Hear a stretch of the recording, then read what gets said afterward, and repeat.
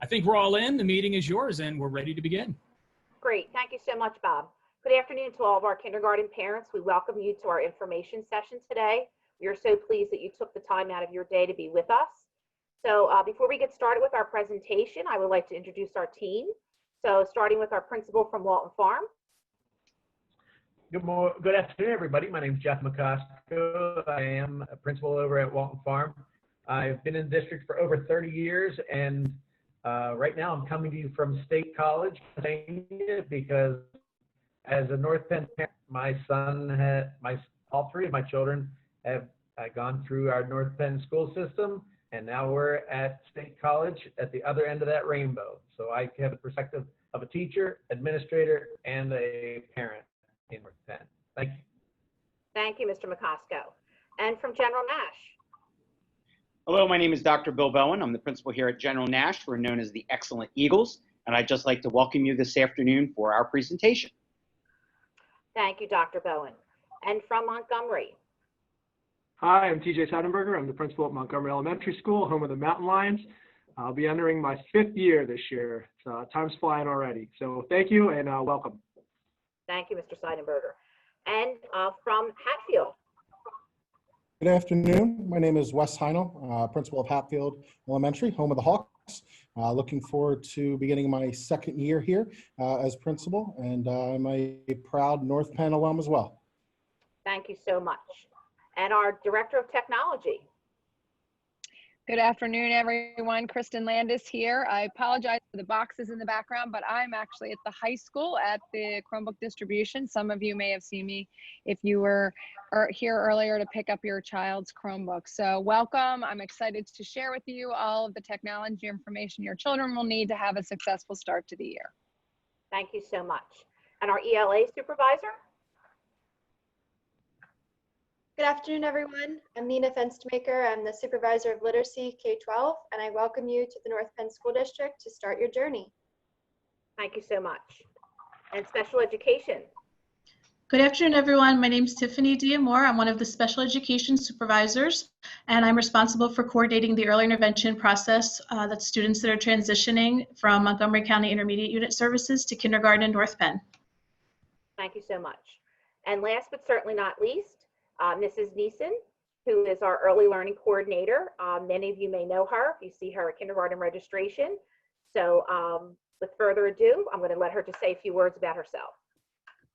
Good afternoon, kindergarten families. As Dr. Santoro said, hopefully I met many of you at kindergarten registration before the closure and had the opportunity to engage with your children. I am very excited to be starting this journey with all of you. We are all here to support you as your adventure begins. Welcome. Thank you. Okay, so we're going to be navigating through a presentation today, and we will be saving this for you so that you can go back and reread it again if you have anything else that you needed to look at again. So we're going to get started with our presentation, and we will be addressing questions throughout, and we'll save some time at the end for the questions that came in throughout the weekend and also any questions that you may have at this time. Thank you. So the vision for kindergarten in the North Penn School District, despite our virtual start, has not changed at all. We are still implementing a kindergarten program for all students. Our goal is to provide your child a strong foundation in literacy, mathematics, with a priority being social and emotional learning. Your children will still be afforded opportunities to engage in all special areas, also science and social studies, and we absolutely believe that your children will learn in a nurturing environment and help them reach their fullest potential. Even virtually, this is absolutely still our mission, and we are looking forward to collaborating to reach this mission.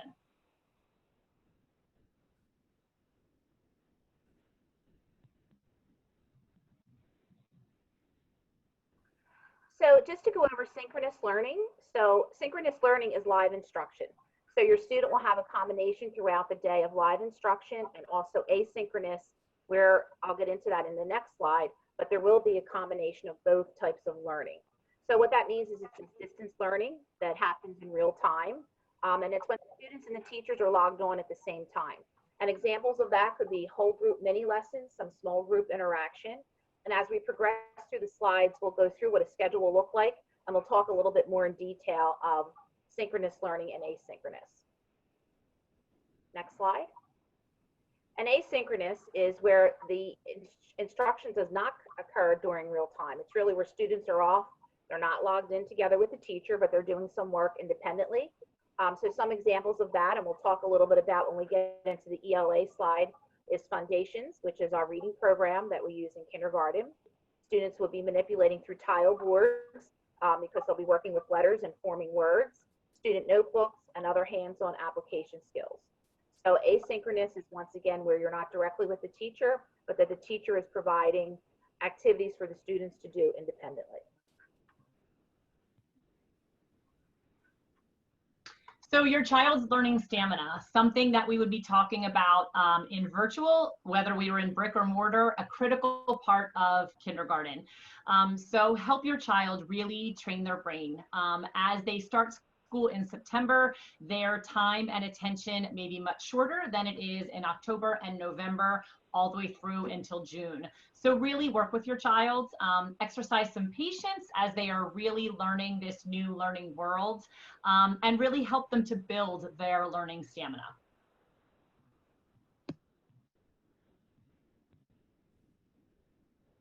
Okay, and to be able to foster their learning stamina, we're going to want to set up a learning space for your student. Our first bullet here is a quiet area. And while we say quiet area, we also recognize that there's a lot going on in the home. I'm a mom of two, and I understand that a quiet area sometimes just means a focused area. So you're just creating a space for your student to engage in the learning for the day. And you know, kindergarten classrooms are not always very quiet. You know, a lot of learning is happening while there's a lot of discussion going on. So just keep that in mind, that you're looking more for a focused area that your child will be able to engage in their learning activities for the day. A flat surface for writing tasks is important for students, especially at this age when they're learning handwriting development. So you might find a variety of flat surfaces around your house. Maybe that's the kitchen table or the dining room table, or maybe a coffee table. When students are doing their handwriting, we do encourage students to sit in a chair with good posture. That will encourage you know, proper handwriting. But then also maybe they move to a flat surface of a coffee table, sitting on top of some pillows for other activities that their teacher will direct them to do. Providing your student with, you know, a variety of settings will also help keep their motivation throughout the day. Wherever you have them set up, just encourage that their supplies are in reach and accessible by them, so that, you know, they might be able to access these independently.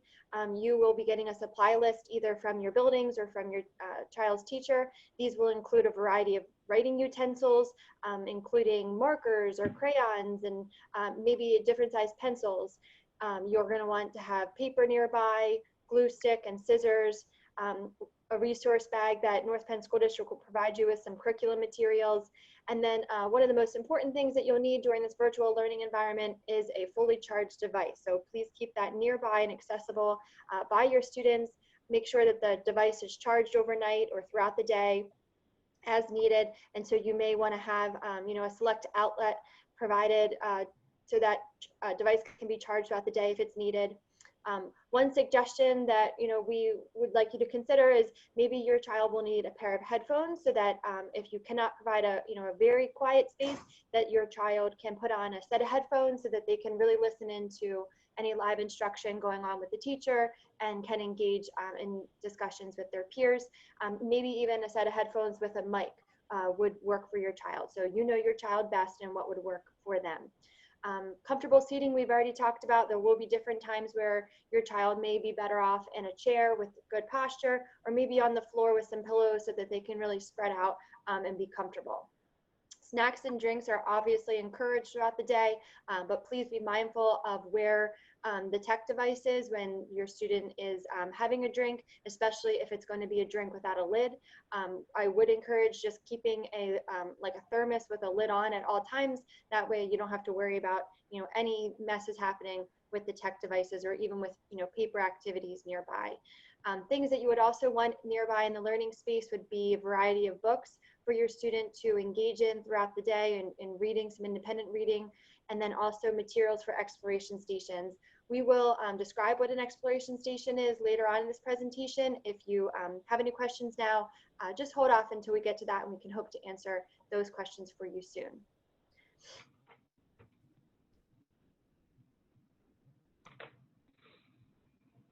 All right, a typical day in kindergarten in the North Penn School District. And just mind, this is just a sample, so not every school will have the same breakdown of time throughout the course of the day. So this is just a sample for our purposes right now. Our day will start with a greeting and a morning meeting. Some of that would be calendars, announcements, daily expectations, the pledge, responsive classroom, or second step, which is what we'll be doing this year with our social emotional learning.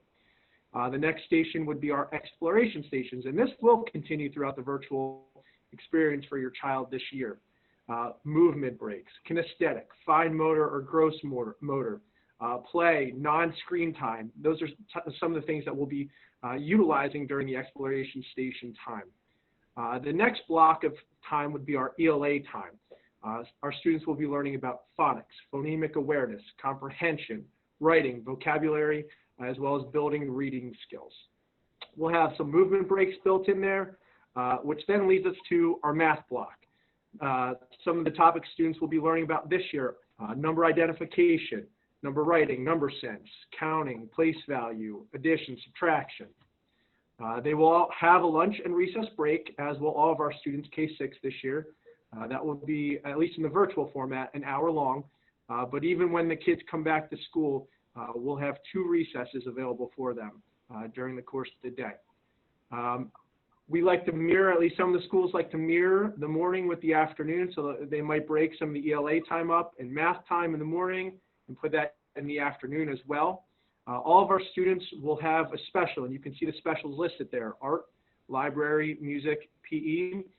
As with the rest of K-6, our students, kindergarten students, will have 1 specialist for the first 9 weeks of school to start the school year. So depending on which class your child is placed in the building, that will depend on which special they have for the first 9 weeks of school. You also see there science and social studies. Social studies, they're going to learn about the rules, community, citizenship, holidays, histories, cultures, government. For science, they're going to learn about trees and weather, animals, material, and motion. And finally, to finish up the day, whether it be here in school or virtually at home, we'll have a closing circle or an afternoon meeting where we talk about reflections on the day, responsive classroom, as well as a final wrap-up of everything. So there's just a sample of the schedule that your kids will go through, whether they be on the computer or hopefully when they get back to school here at some point this year.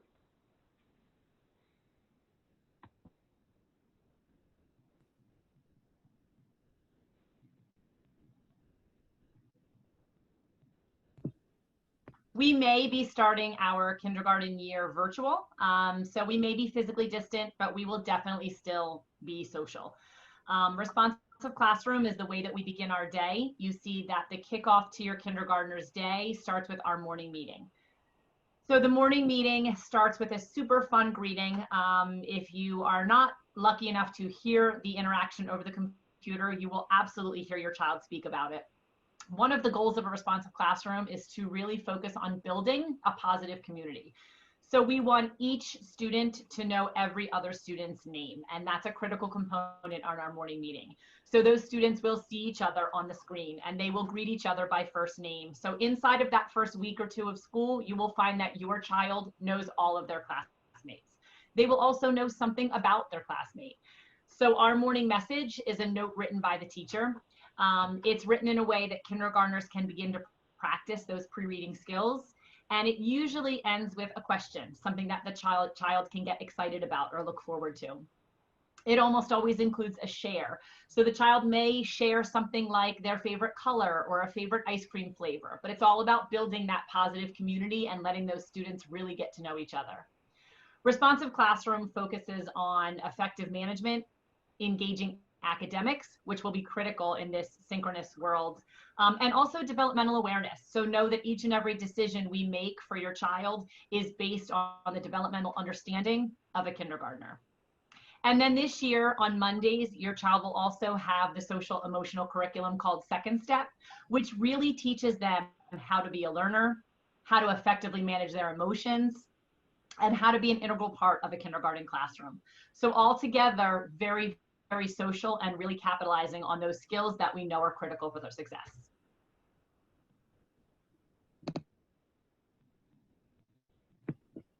Exploration stations are a key part of your child's day, something that we began last year when we transitioned from our half day to our full day program, and something that, as Mr. Seidenberger said, we are absolutely keeping as part of our day. So after the morning meeting, your child will have the opportunity to engage in what's called an exploration station. So the goal of an exploration station is to really enhance our learners' fine motor skills. We know the critical importance of that when working to be a successful handwriter, and we know that we want to capitalize on that. Right now, a pool of activities is being built by the kindergarten team. An exploration station can be something as simple as your child using child-friendly scissors and cutting different types of paper. Magazine, construction paper, cardboard, old mail, junk mail that you get. It can be your child stringing macaroni onto a piece of yarn in a particular pattern.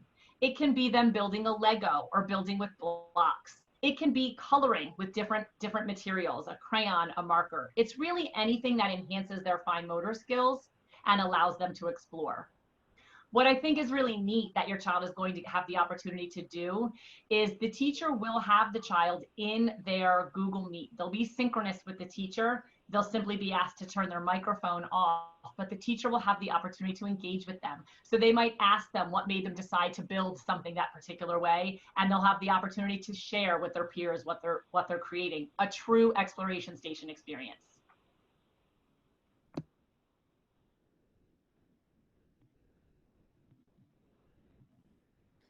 All right, so to break down the ELA block a little bit more, your child will be engaged in reading and writing, learning. ELA stands for English Language Arts, for a total of 90 minutes. And that 90 minutes will include synchronous instruction. Synchronous instruction, just as a reminder, is live instruction with an adult, as well as a combination of asynchronous instruction, which would be follow-up activities or application, hands-on activities that students will be able to engage in independently or on their own, independent of the teacher. And these learning activities may be guided for them through some verbal directions. They may be, put onto different learning platforms, and we do hope to offer a lot of low-tech or no-tech asynchronous instruction where the students are away from their computers during this 90 minutes of time. Two critical components of our curriculum are Haggerty and Foundations. This will be the heart of the ELA block in kindergarten, and we will also have a lot of comprehension skill and strategy instruction, as well as writing opportunities for students to engage in. Their instruction, when it is synchronous or live, would be a combination of whole group and small group learning. And all of our, this is just a given, but all of our curriculum materials and learning activities are PA core standards aligned.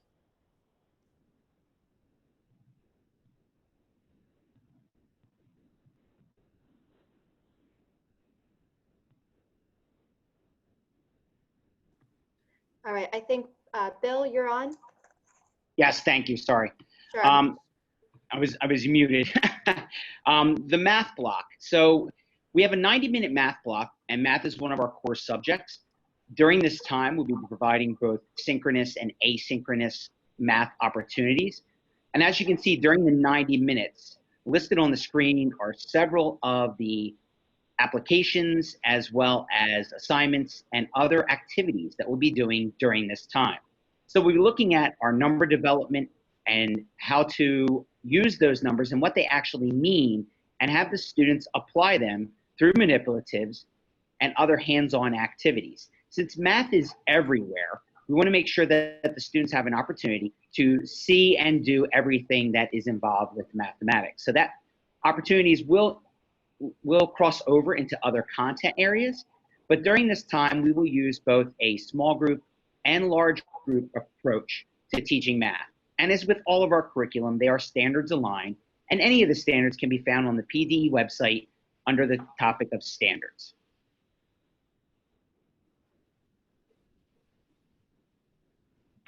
The next block we're going to talk about are science and social studies, and as you can see by this slide, that it is not necessarily a giant part of the day, 30 minutes total, part of that being synchronous, part of it being asynchronous, but in my opinion, this is the icing on the cake. As TJ Seidenberger said, he mentioned some of the topics with weather being one of the science topics they'll study and being part of a community.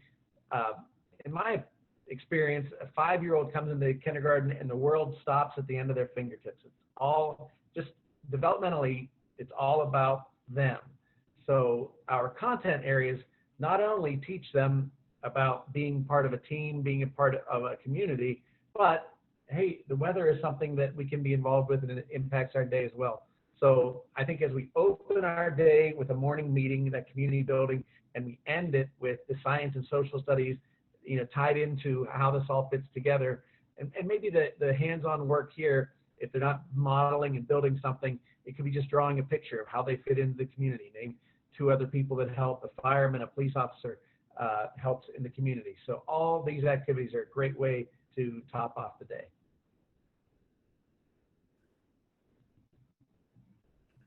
So as we mentioned when Mr. Seidenberger went over the schedule, students will have a special, and that'll be 30 minutes. And the students will have the same special for 9 weeks.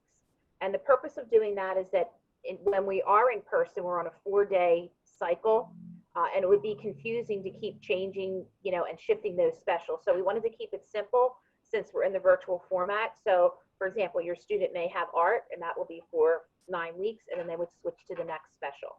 So the 4 specials we have listed that we offer at elementary is art, library, music, and PE. And it will be a blend of synchronous and asynchronous. So the teacher, the special area teacher will, be guiding the kids through the direct instruction or whatever the skill or the concept is, and then having some time for students to actually apply that and have some application to that. This block will be attached to like another 15-minute movement break, because we have to be mindful that our teachers, have a 45-minute prep period every day. So that 15 minutes will be movement that the principals will work into their schedule so that after their special, the kids then can have another natural break.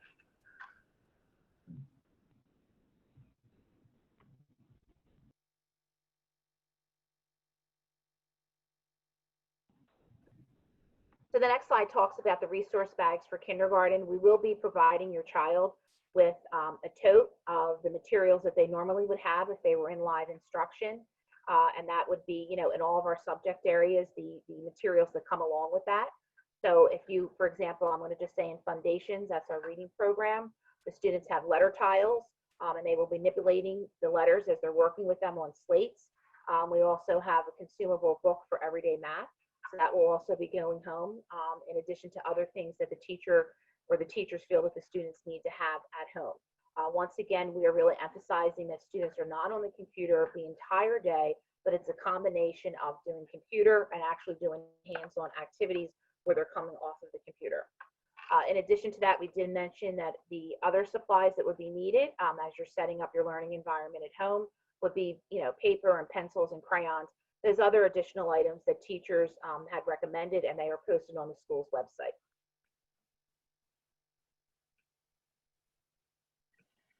So, hi, everybody. While we don't want your children on the computer 24/7, we do want to make sure that all of your children have a working device and that they understand how to use it. So we will be doing distributions every day for the next 3 weeks. Monday, Wednesday, Friday will be from 8 to 4, Tuesday, Thursday from 11 to 7. After that time, we will still have a place where you can swap out a device if your child's device is not working. So we'll be sharing those details at a later time.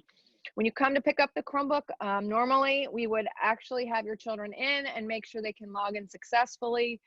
Due to the COVID restrictions, we can't do that. So we have a great team of people who have put together those instructions for you. And you'll get them when you pick up your Chromebook. And please make sure if you have any questions at all, reach out to NP Family Tech. We have a team of people monitoring that email address until 8 o'clock at night.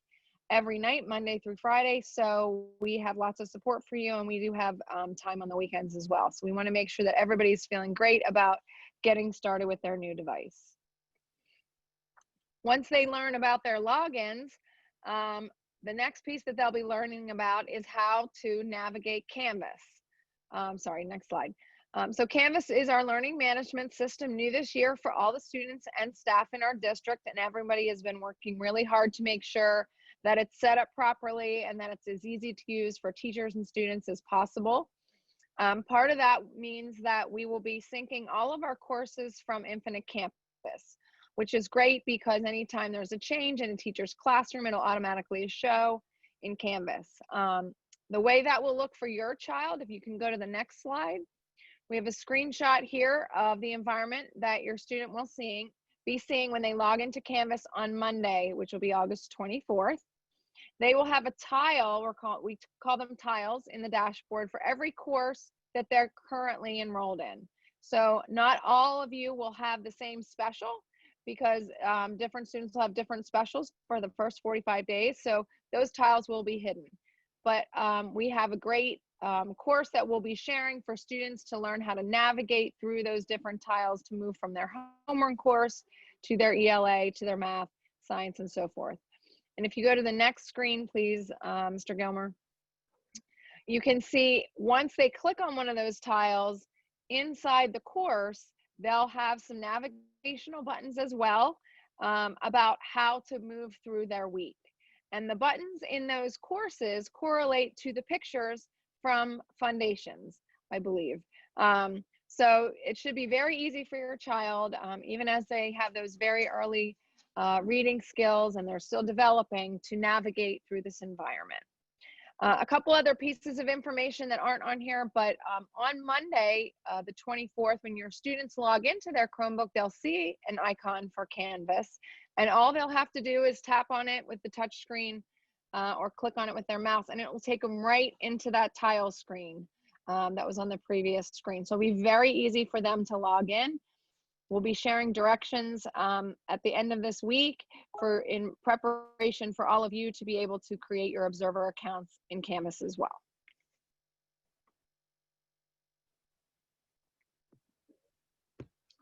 So much like we would have class expectations if your child were in person with their classmates and teacher, there will be virtual class expectations. The first couple of weeks of school, the teachers will absolutely be working with your children to become familiar with these class expectations, and they will, using Responsive Classroom, really make that part of their community. Just a couple of things that you can review with them, however, when they enter a classroom, coming in with their microphone muted. So that's something that the teacher will teach them, how to mute and unmute their microphone, and we have a lot of fun games ready to go to really help them practice that particular skill. And then raising your hand, again, much like you were in a classroom, the teacher would teach you a signal to raise your hand when you want something to share. Classrooms will have the opportunity to learn that skill, whether or not that's a button that they utilize or an actual hand wave, saving snacks for later.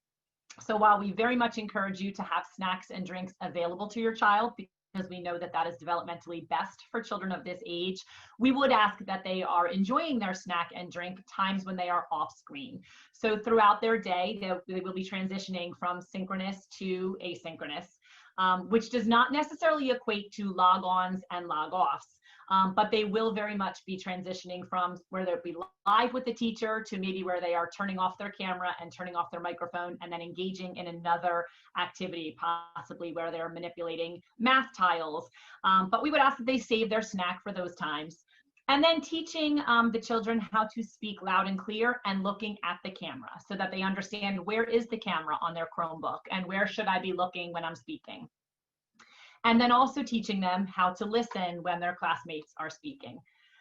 As always, showing them how to be respectful, and then providing them a quiet workspace. Please know kindergarten is usually not quiet, as Nina Fenstermaker mentioned earlier. Sometimes the sign of great learning is some commotion in a classroom. If you are home when your child is learning, you will likely see your child up and moving, and possibly punching out a sound, possibly doing some skywriting for foundations, and there will be noise that comes with that. There will be times, however, when we really want them to be able to hear. For instance, drill sound warm-up, when we're trying to teach them the sounds that certain letters make. So just being able to provide a quiet space when one is needed.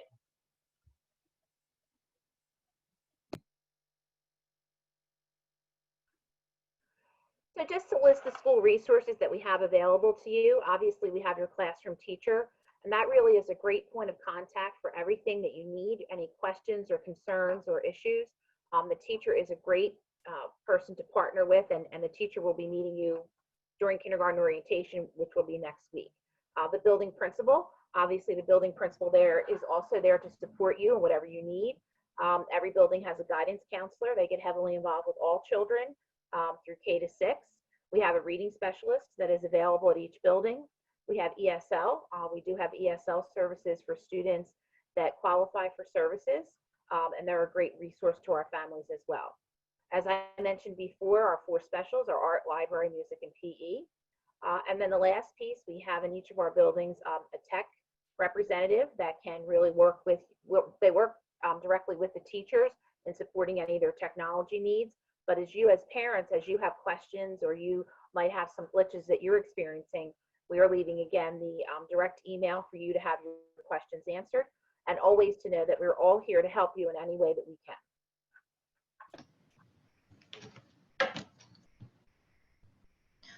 Okay, I'm going to talk a little bit about special education services. So if your child has an IEP or a 504 service agreement, you have likely already had multiple meetings with the district. You would have come through our early intervention transition process back between December and February, and would have already had a meeting with your building team members. So I'm sure parents have questions about what services will look like in kindergarten. So special ed teachers will support students in the virtual learning model through co-teaching, small group instruction, and accommodations and modifications to the curriculum. If your child has an IEP, they will be assigned a special education case manager who will be in contact with you. Additionally, we have inclusion facilitators in each building, and these are teachers that support our special education teachers with making accommodations and modifications to the curriculum. So they will be available as well to your child's teacher for support. I also wanted to touch upon related services. So related services include speech, occupational therapy, physical therapy, vision, and hearing. In the spring, when we initially shut down, these services were provided in an asynchronous model. So assignments were posted and parents were to work on those individual assignments with their children.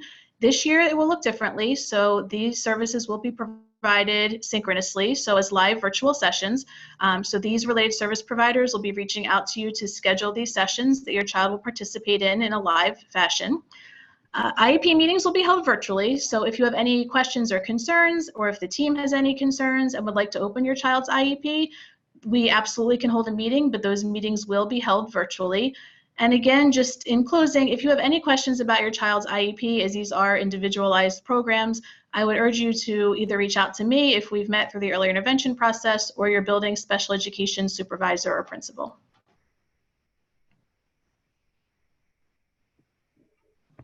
So how can you best support your child? This is a very exciting time for them. The beginning of kindergarten is something they've thought about for a long time. And while this particular start may not be exactly how anyone pictured it, it is still very much their journey and their start. So really try your hardest to stay positive and really model perseverance for them. There will be changes and transitions, so be flexible. Know that schedules may switch and really, really support your child through that. Try and allow them to exercise as much independence as possible. So we have a lot of questions about that. Your child logging on and logging off, and your child being part of meetings. A large part of kindergarten is really growing and developing in that independence. So really let them try and master some of those skills. Certainly provide support as it's needed, but really watch. I think you'll be pleasantly surprised as the amount your child is really able to do on their own, and that will grow as the kindergarten year progresses. Provide a learning space where your child can learn and grow, where they have the opportunity to connect with their classmates and get to know them. Just as you would if your child was in the kindergarten classroom, ask questions about their day and who they're talking to.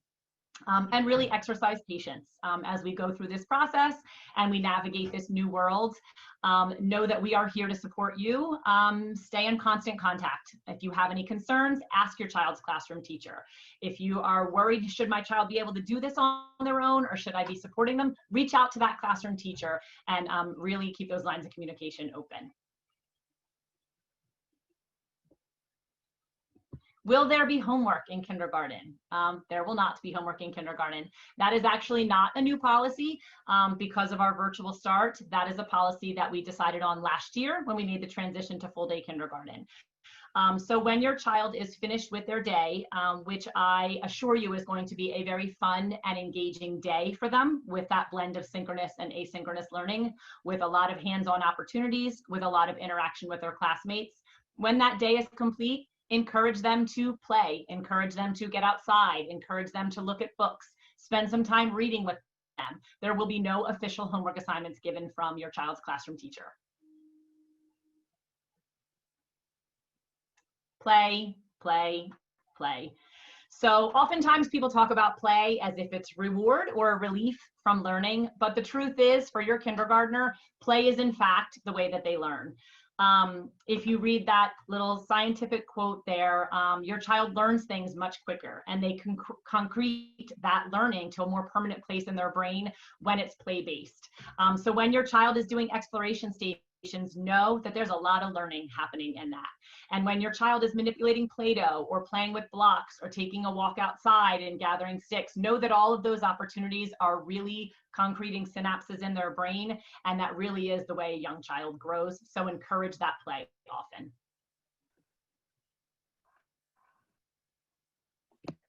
So classroom teacher assignments will be out on August 24th. So please look for an announcement that will come through Canvas, and that's how you'll find out your classroom teacher.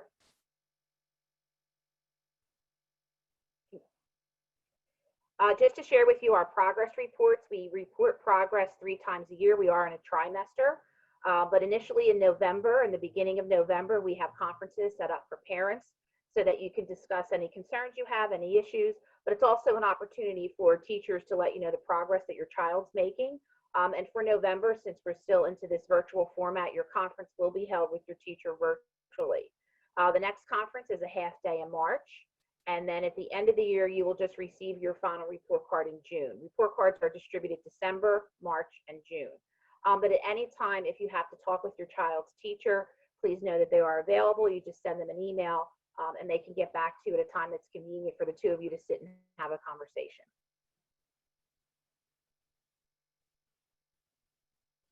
So the virtual kindergarten orientation will be held on Wednesday, August 26th in the AM.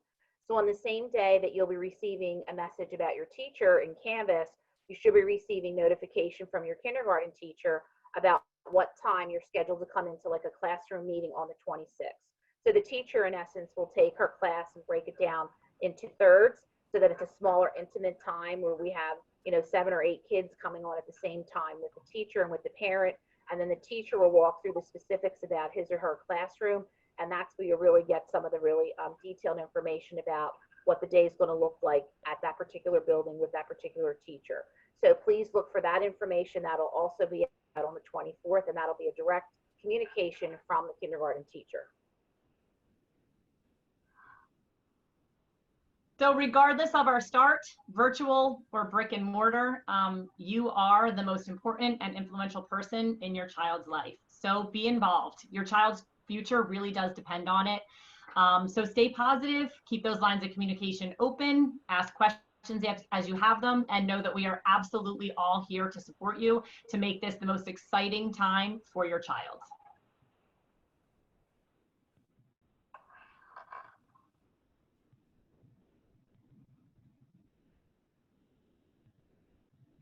Okay, we're going to get right into questions. We've got about 18 minutes or so for questions. Lots of good ones coming in. Dr. Santoro, off the top, we want to talk about this because the question comes in as soon as we hear Chromebook pickup and I need my ID and pay for the technology fee, all those things. What is the best place and where can parents look to get their student ID in order to do those types of things, to register for the Chromebook insurance and those types of things? So are you talking about getting their ID number? They need their ID number first? Is that what you're Yeah, referencing? where would a kindergarten parent find, and what's the best way to find their student ID number? Okay. So the best way I would recommend is to call the school office. We do have our secretaries in every day, and the school secretary can easily go into Infinite Campus and look up your child and then be able to give you the ID number. So that really would be the quickest way, just to reach out to the school. One of the secretaries will be there. We are open. The office is open to receive phone calls so that they can assist parents. Great. And, you know, we'd said this in the earlier session too, if you have an older child that's in a later grade, you probably already have an Infinite Campus account, at which at that point you could also look up your student, your kindergarten student in that account. Let's talk about forms, vaccination forms, medical forms, dental forms. Due date, what should they be doing with that? Can they send it electronically? What's the expectation for parents on those forms? So when students do register, because we have the online registration application, the registrar does ask that if you can scan everything to her. But if you're still out there trying to get your immunizations, the Pennsylvania Department of Education did extend that until November 4th to have in your immunizations. So I think that, you know, if you're still taking time to get that, but to just please try to have it in before we actually, if we do go back, that we would need that so that your student could come to school. So once again, I think the best way, if you have paperwork that you don't want to scan and you want to drop it off, call the school office, and the secretary can assist you and say, you know, we can come over at this time and drop off that paperwork. Okay, we're going to stay with the official things here. If we could talk about attendance, what does that look like, and what are the expectations for kindergarten students to be on, and what does attendance look like for a kindergarten student? So we would like the students to be on, if possible, at 9 o'clock when the teacher starts the classroom meeting and welcomes the students for the day. But we know that parents do have varying schedules and may not be on at that time. That's where the communication between you and the teacher is very important, because it might be that, hey, we can't come on until later in the day or midday, or we just need to watch all the video recordings and to do our asynchronous work. So it really is a combination of having access to the lessons and really reviewing the lessons and then doing some work that is required. So that is something that, you know, it's different from the spring. When we closed down in the spring, when this first happened in March, that was, you know, the school year basically ended, but we continued to provide work for students so that we could support them at home. It's a little bit different now in September, where we are required to have attendance of students, and there is an expectation that the learning is occurring. But like I said, I can't reinforce it enough that your teacher will work with you if your schedule does not, where you cannot have your child right on at 9 o'clock, but they will work with you. And that's why all of our lessons that are live are going to be recorded so that you can watch them at another time. Great. And we have questions about, we talked about the schedule, typical day of kindergarten. If we could talk about what that looks like on the amount of time the kids logged in right off the top, how much time is asynchronous, you know, going back and forth. And I'm just going to wrap a couple of the parents' questions together in this. And what's that look like for the need of parents to be involved to help them get back online? So if we do our activity, we stop, we do some asynchronous things. What's that look like if we could kind of just break down the amount of time I'm directly sitting in front of my computer and then doing other work? And Dr. Santoro, if you want, I'll hit the do button and call on a principal if we want, or if you want to start, and if anybody else wants to jump in of what you see it looks like there, I'm going to do it. Ready? Okay, go ahead. Well, I'm going to actually let Mrs. Neeson take Very that good. question, Yep. and then Mr. Mccosk can then jump into that. Perfect. So it's an excellent question. We are working diligently as a kindergarten team to minimize the number of needs to log on and log off. So while the day is very much going to be a blend of synchronous and asynchronous learning opportunities, and I do think it's important to point out here that the synchronous learning opportunities we're talking about is very much not going to be your child sitting passive in front of a computer screen. So they are going to be very active, they're going to be very engaged, there's going to be a lot of social interaction in that.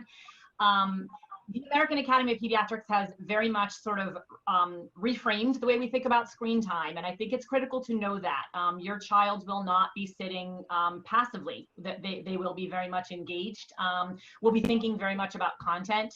But then when it comes time to do some asynchronous learning, they may be asked to simply turn their camera off and turn their microphone off and go engage in asynchronous and application activity, limiting the need for them to log off and then log back on. We are very much keeping in mind your child's developmental needs. That is at the forefront of every decision that we make. So please know that we are being aware of that. Please also know that as we go through the year, we will be making changes. If we see something, oh, that's not quite working, we'll kind of monitor and tweak that in our kindergarten classroom.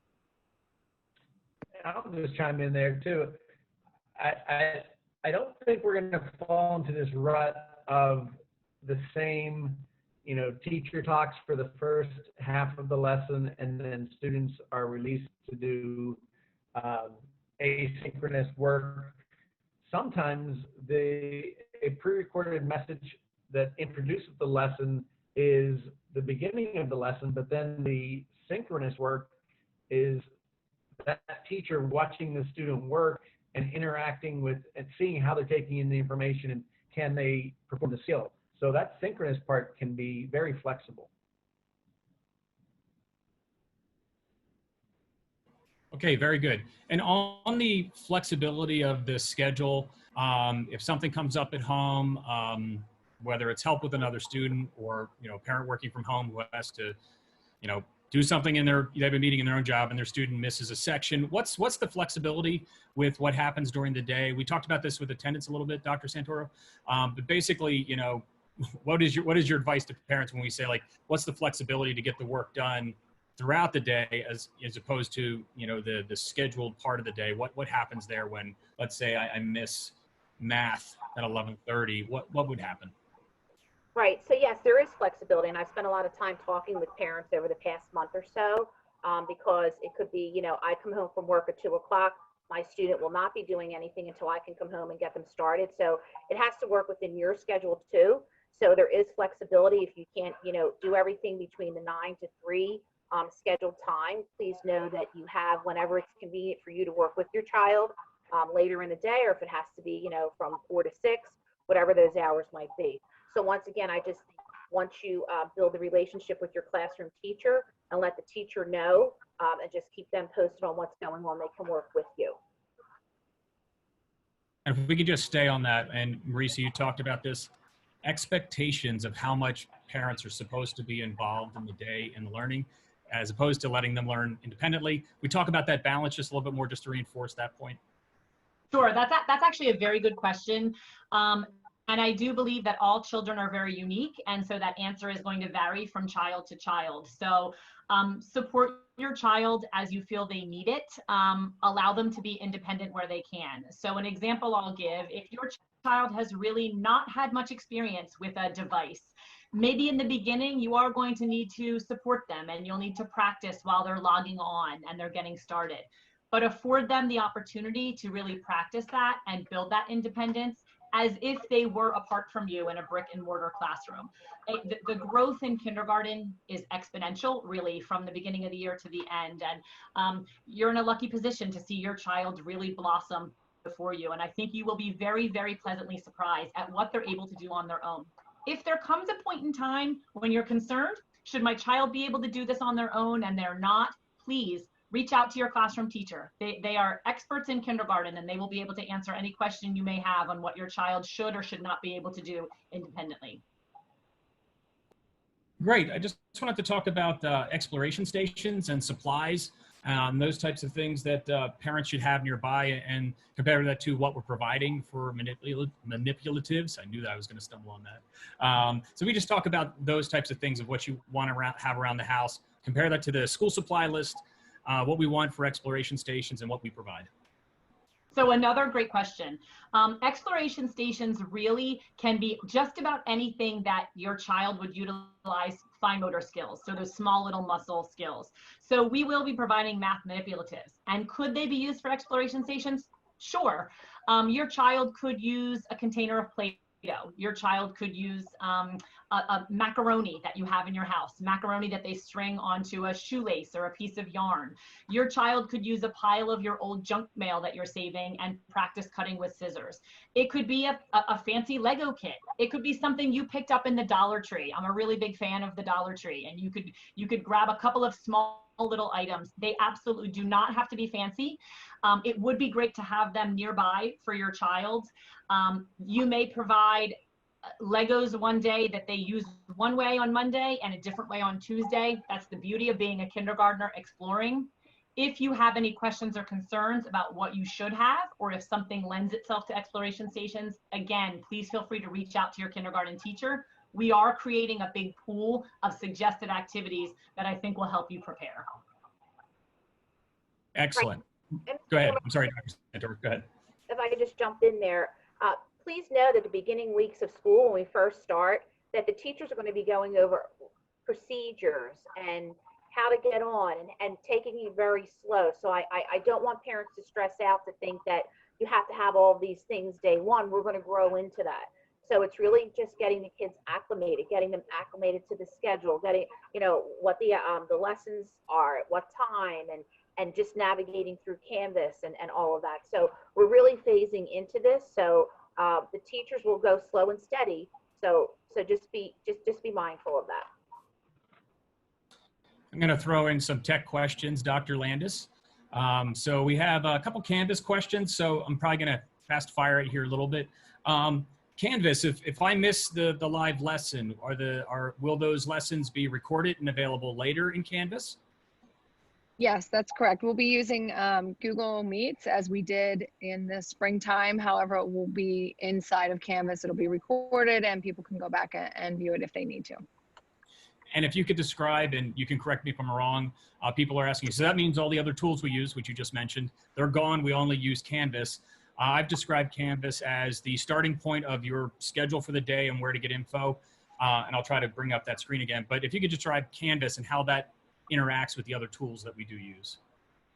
Sure, absolutely. So think of Canvas as the umbrella that helps to drive all of the instruction and organize it. Underneath that umbrella, we have two main pieces that we'll be using. In ELA and math, we'll be using Freckle, which some of your children, no, not in kindergarten, in first grade they did, won't be familiar with, but I apologize. So there are other digital tools that we have in our toolbox. Another one of those will be Seesaw. So as much as possible, we have them integrated right under that umbrella, so it's very easy for students to navigate. And I failed to mention when I was speaking earlier that one of our Canvas learning coaches was a full-time kindergarten teacher last year. So she's very familiar with teaching those littles how to navigate the Chromebook. She was our pilot Chromebook teacher as well, so has lots of great ideas about how to train students on using that Chromebook. So I think that what parents will find is that Canvas, with a little bit of a learning curve, it actually is a better tool for us to have everything under one umbrella, so it's easier to navigate all the different pieces that our students are using. And to that point, we had a question coming here about the device that they use. Do they have to use the Chromebook, or could they use their own device? My sense is it's good to use the Chromebook because all those tools are going to be right there on the North Penn desktop. We can support it a lot easier. And if that's the answer, you can just confirm me if that's accurate. That's correct. And that is why we provide devices to every student.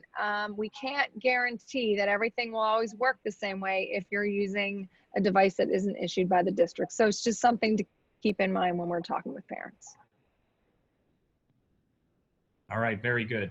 So one of the questions we had has to deal with how similar kindergarten schedules would be as far as the curriculum of what we would do on a week-to-week basis. And this has more to do, Dr. Santoro, with some of the learning pods families are putting together, of wondering if they're all in different sections, how similar, dissimilar would the instruction look from a week to week when they're trying to work together in a learning pod? Well, I would say if they're all within the same school, that they would be very similar because the kindergarten teachers work as a team and they plan as a team. So it would be similar as they're planning out their lessons. So I see a lot of similarities with this. And keep in mind, that the teachers will be following our scope and sequence that we have. So pretty much everybody is really moving forward. Maybe, if you're at Hatfield, you might be here, and then maybe at another school, you might not be exactly on that day at that lesson if you're at Montgomery. But pretty much within sync of around the same standards and the objectives that the students have to do. But I would say that if you're within the same school and you have those learning pods, you're going to find that teachers are relatively all around the same because they do plan together.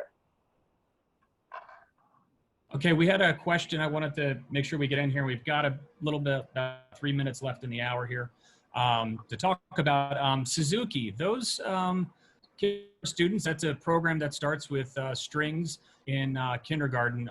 What's happening with a program like that? So we will be offering our instrumental music lessons, and the teachers will be doing them virtually. So probably in the beginning of the year, the instrumental teacher, the violin teacher, will be sending out information. I would assume at back to school night that they will be pushing that information out to the kindergarten parents and seeing who wants to sign up for those lessons. And then, really following the same philosophy of parent and child, doing those lessons together. So our intention is that, yes, we will be having the instrumental, especially the Suzuki. And I know the department is working on getting that information out. Great.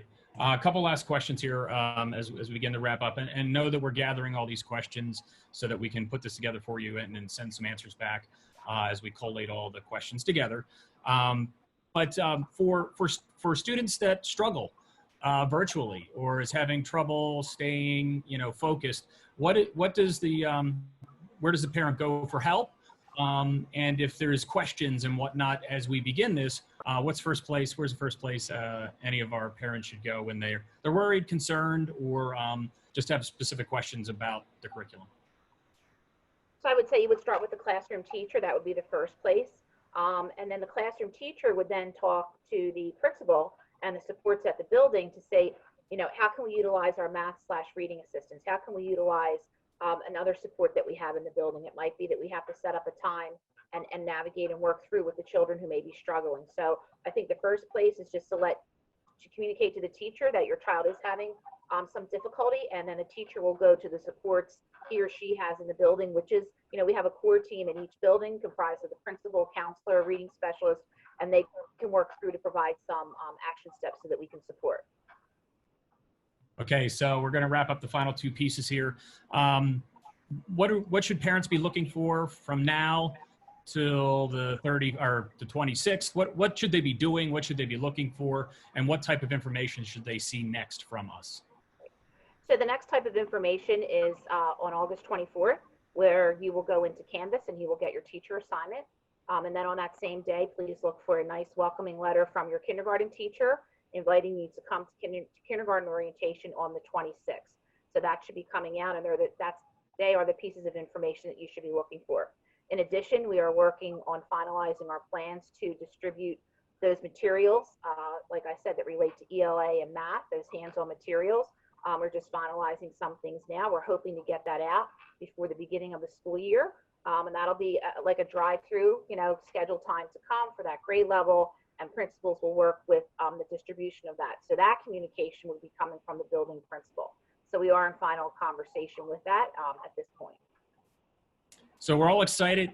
It's kindergarten. We're sending our kid off to school for the first time. What's advice? What tips? What do you have to say for our parents that are anxious, worried? This is a different way to start school than we're used to. But what do you say to our parents about the start of our school year with our new kindergarten students? So I would say get excited and do whatever normal traditions you would do in the beginning of the school year. If you're out on your front lawn and you're taking a picture of your student with the kindergarten sign, do all those fun things so that we can get ready like it is. We are going to have a great year. We're excited. We're here to work with you, just to be patient.